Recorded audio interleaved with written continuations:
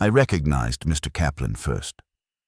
He was pressing a shirt, the way he always pressed shirts, left hand holding the fabric taut, right hand guiding the iron in slow, deliberate passes.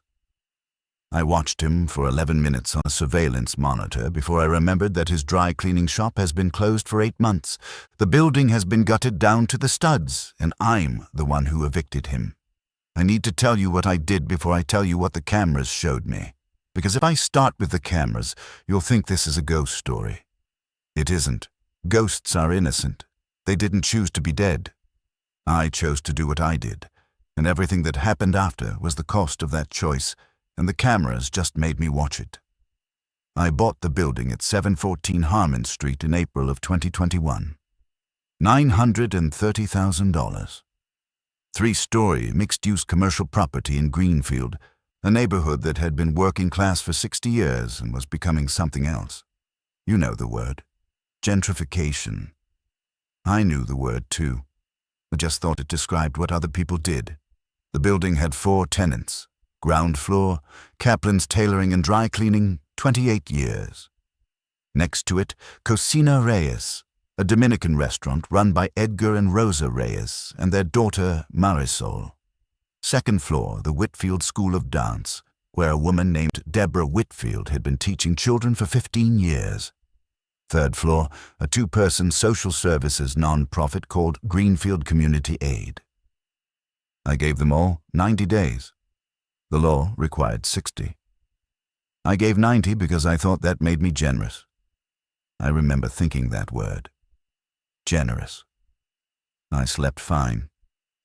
Luxury apartments, 12 units. The neighborhood was appreciating fast. I'd done the math. Everything was legal. Everything was by the book. I want you to understand that. Not because it matters anymore, but because it mattered to me then. Mr. Kaplan came to see me once. He was 73, thin, with hands that shook slightly at rest but went perfectly steady the moment they touched fabric. I'd noticed that when I toured the building before purchase. His hands trembled until he picked up a needle, and then they were the stillest things in the room. He didn't argue. He sat across from my desk and said his wife Miriam had Alzheimer's, and the routine of the shop was the only thing she still recognized. She came in every morning and sat in the chair by the window and watched him press shirts. Some days she knew who he was. Some days she didn't. But she always knew where she was. I said I was sorry. I said there was no flexibility in the timeline. He nodded. At the door he turned around and said, "She won't understand why the window is different." I didn't know what to say to that. He left. I went back to the spreadsheet. Rosa Reyes called once. Her English was careful and precise. She said, "We have been here 11 years." I said I understood. The call lasted 4 minutes. Mrs. Whitfield sent a handwritten letter on stationery with a small embossed flower. She wrote that the studio served 42 children. She wrote that several students had received scholarships from performances held in that room. She wrote that the room had good light in the afternoon and that good light matters more than people think. I read the letter. I filed it. I did not respond. By August, the building was empty. By September, the contractor had gutted the interiors. By December, the renovation stalled. Permit issues, material costs. The building sat empty. It's still empty now. In January of 2022, Sentinel Property Security called me. They monitored the building's cameras, 4 basic motion-activated units installed to prevent theft during renovation. The technician said they'd been getting motion alerts every night for 2 weeks, between roughly 8 p.m. and 6 a.m. Every camera. Consistent? I assumed squatters. I drove out with the contractor's project manager. We walked every floor. Empty, gutted, concrete, exposed wiring, undisturbed dust. He said rats. I agreed. We left. That night I logged into the Sentinel dashboard and pulled up the footage. The building was full. The footage, time-stamped that evening, showed the building occupied. Not by strangers. By the tenants I had evicted 8 months earlier. On the ground floor left camera, Kaplan's shop, the counter, the garment rack, the ironing station. Kaplan at the press, working a shirt collar. Miriam in the chair by the window, hands folded, watching him. On the ground floor right camera, Cocina Reyes. 8 tables, yellow walls Rosa had painted herself. Edgar behind the counter, Marisol doing homework at the corner booth, Rosa carrying plates. On the second floor, the Whitfield School of Dance. Wooden floor, bar, mirror. 6 children in leotards. Whitfield walking behind them, adjusting a posture, tapping a shoulder. Afternoon light through windows that have been boarded since October. I watched for 3 hours without moving. 4 cameras showing me a building alive with people I had removed from it. At 6:14 a.m., the footage went to static. By morning, the cameras showed concrete and dust. I went to the building, walked every room. Nothing. No tables, no press, no bar, no smell of food. I didn't call anyone. I didn't report it. I didn't question my sanity. I sat in my car and I knew exactly what I was seeing. The cost. Not a haunting, just the visible truth of what used to exist in a space before I made it empty. I started watching every night. I'd sit at my kitchen table and open the laptop and watch them. Kaplan pressing, Miriam in her chair, Edgar cooking, Rosa working the front, Whitfield counting beats, 1 and 2 and 3 and 4. My apartment has no photographs on the walls. I eat most meals standing over the sink. I mention this because it matters later, or maybe it already mattered and I didn't notice. They were ordinary and specific and alive in the way real people are alive, doing things they've done 10,000 times with the grace that comes from repetition and love. Then one night, Miriam turned her head. Not toward Kaplan, not toward the window, toward the camera. She looked directly into it. 5 seconds, not alarmed, not angry, aware. Her eyes were clear and focused and present in a way they never were when I saw her in person. Then she turned back to the window. Kaplan kept pressing. It never happened again, but I never stopped feeling like she knew I was there, and I never stopped feeling like her silence was a choice. Over the following weeks, the footage changed in small ways. The dance studio had 7 children one week, then 8. I hadn't noticed new students arriving. They were just there, as if they'd always been enrolled, as if the class had never been interrupted. I went to them, not to records, to them. I drove to the assisted living facility on the west side where Mr. Kaplan had been placed in January. Room 12. The nurse said he didn't get visitors. He was sitting in a chair by the window. The resemblance to Miriam in the footage stopped me in the doorway. Same chair, same window, same folded hands, except his hands were shaking now. Both of them. A constant fine tremor. No fabric to steady them, no iron, no needle, just 2 hands with nothing to hold. I sat with him for 20 minutes. He didn't look at me. He didn't speak. The nurse had said he stopped talking around the time Miriam died in November. Not a medical condition. He just stopped finding things to say. I told him I was sorry. He didn't respond. The non-profit on the 3rd floor had moved to a basement office 40 minutes east. Most of their clients, elderly, low income, couldn't make the trip. I didn't follow up on what happened after that. I didn't want to add to the list. I found Rosa through a forwarding address. 2-bedroom apartment, 20 minutes away. 2 jobs, laundromat days, cleaning offices, nights. Edgar had gone back to the Dominican Republic in October. His mother was sick. Rosa didn't say whether he was coming back. She said it in a way that told me the question had stopped being useful. Marisol was 12. She was fine. That's what Rosa said. She's fine. The way parents say fine when the truth is too expensive to unpack. I asked Rosa if she needed anything. She looked at me with an expression I'll never be able to fully describe, and she said, "You don't owe me money. You owe me the corner where Marisol did her homework. You owe me the Tuesday regulars who came every week for 11 years. You owe me Edgar being here instead of there. You can't put those things in an envelope. That night I opened the footage and the restaurant was decorated. Balloons taped to the walls. A paper banner over the kitchen window, hand-lettered in pink and purple. Happy birthday, Marisol. Edgar and Rosa behind the counter, holding a cake with 12 candles. Marisol standing in the middle of the dining room, surrounded by school friends, laughing, wearing a dress I'd never seen. The footage wasn't showing me what was. It was showing me what should have been. Marisol had turned 12 the previous week in a 2-bedroom apartment, while Rosa worked the night shift.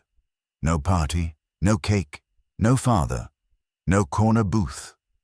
And on camera, in a restaurant that doesn't exist anymore, in a building made of concrete and dust, 12 candles burned for a girl who blew them out in a version of her life that I had made impossible.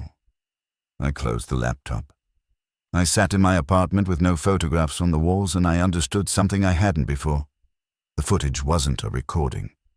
It was an accusation. And it was patient. I found Deborah Whitfield at the Greenfield Library on a Thursday, volunteering, shelving books 3 days a week. She was 61. She looked compressed, smaller, the way people get when the thing that expanded them has been removed. I told her who I was. She knew. She remembered my name from the lease termination. She wasn't angry. That was worse. What she gave me was patience. The kind that comes from having already finished being hurt. I said I needed the restroom. She pointed me toward the back. I walked past the non-fiction aisle and stopped. She didn't know I could see her. She was standing in the gap between 2 bookshelves, feet in 3rd position, one hand resting on the shelf edge like it was a bar. And she did a small step. Just one. A quiet, private tendu. Her foot sliding forward and back, toe pointed, precise. The movement of someone whose body still knows what it was built to do, practiced in secret, where no one was watching. She did it twice more. Then she straightened up and went back to shelving. Dance to books, grace to routine, the most violent thing I'd ever seen. I tried to fix it. I want you to know that I tried. I put $8,000 in an envelope. 6 months of the rent difference between Rosa's old space and a comparable one. I drove to her apartment building and stood in the hallway outside her door for 10 minutes, listening to the television inside, to Marisol's voice asking a question I couldn't make out. I slid the envelope under the door and walked away. Rosa called me 3 days later. She said she couldn't accept it. I said it wasn't charity. It was what I owed. She was quiet for a long time. Then she said, "What you owe me doesn't fit in an envelope." She sent the money back. I called Mrs. Whitfield. I told her I'd found a storefront 2 blocks from the old building. 1st year's rent paid.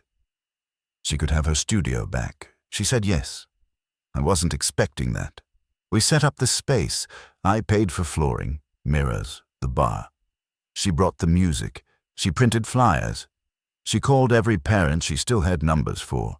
On the first day, she unlocked the door at 3:30 p.m. and sat in a folding chair in the middle of a beautiful empty room and waited. At 4, no one came. At 4:30, no one came. At 5:15, one mother brought her daughter, looked through the window, and kept walking. She called me that night. Her voice was steady. "The room is lovely," she said. "Thank you for the room." She paused. "But a studio isn't a room. It's the people who come to it. The children who were little when you closed us are 14, 15 now. They found other things. Or they didn't, which is worse. You can't give back time. Time is the only thing I actually needed." She taught to the empty room for 6 days. I drove past twice and saw the lights on and heard the music through the door. On the 7th day, she returned the key. That night, I watched the footage. The second-floor camera showed 7 children at the bar. 7. There had only been 6 before. A new girl, small, maybe 8, in a leotard that was too big for her. Whitfield was adjusting her arms, patiently, the way she adjusted every child, the way she had adjusted hundreds of children over 15 years. A student who never existed. A girl who would have walked into the studio one Tuesday afternoon and found a place at the bar and learned to hold her arms and point her toes and stand up straight. A girl whose mother would have been grateful for the safe, warm room 2 blocks from home where her daughter could go after school. The footage was growing a class that reality had killed, and Mrs. Whitfield on camera was teaching 8 students while Mrs. Whitfield in the world had returned a key to an empty room. In February, Kaplan's shop went dark. Same room on the feed, same counter, same rack, same press. But the lights were off. The chair by the window was empty. Arthur Kaplan died on a Monday. Quietly, in his sleep. The nurse said he was holding a shirt button when they found him. She didn't know where he'd gotten it. On camera, the shop stayed dark every night after that. Not gutted, not demolished. Just closed. The way a shop closes when the owner turns off the lights and locks the door and walks home for the last time. The neatness of it was what broke me. The sense that someone had tidied up before leaving. In March, the restaurant changed. Edgar's place behind the counter was empty. The dining room had fewer customers. 3 tables, then 2. The kitchen light flickered. Rosa moved slower. The birthday decorations were gone. I went to Mr. Kaplan's grave on a Sunday morning. Small cemetery, west side, next to Miriam. 2 flat stones level with the grass. No flowers. I sat between them for an hour. I didn't say anything. There was nothing to say that wouldn't have been for my benefit instead of his. That night I drove to 714 Harmon Street. Folding cot, blanket, thermos. I let myself in. Dark, cold, drywall dust and old concrete. I set up the cot on the ground floor, in the space where Kaplan's shop used to be. I pulled up the camera feed on my phone. Kaplan's side was dark, but next door, Cocina Reyes was serving dinner. Rosa carrying plates, Marisol at the counter. Upstairs, Whitfield was teaching. 8 children now. The mirror reflected afternoon light that didn't exist. I was lying on a cot in an empty concrete room, and on my phone, 3 feet from where I lay, Miriam's chair was right there. Close enough to touch, if touching was something the distance between us allowed.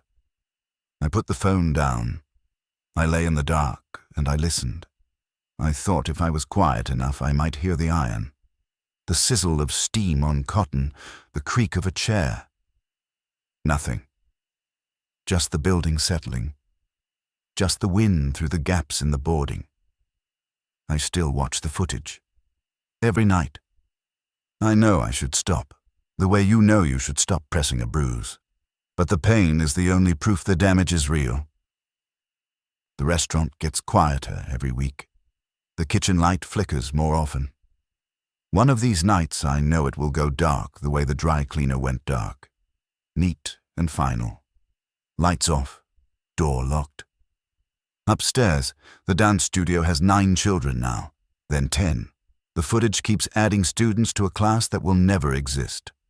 Whitfield on camera teaches them all with the same care she gave to every child who ever stood at that bar, because that's who she is. And being who you are doesn't require the world's permission. I don't know what happens when the last camera goes dark. I don't know if the footage stops. I don't know if I'll feel relief or something worse. I know this. I bought a building. I did the math. I followed the law. I gave them 90 days, which was 30 more than required. Everything I did was correct, and none of it was right. The difference between correct and right is the difference between a building and a home. I turned 4 homes into 12 luxury apartments that I can't finish, because every night the cameras show me what I took, and I can't look away, and I can't undo it, and no amount of money or flooring or mirrors will bring back the corner where a girl did her homework or the window where a woman watched her husband press shirts. Mr. Kaplan's shop is dark. Miriam's chair is empty. Edgar is somewhere I can't reach. Rosa sent back the money.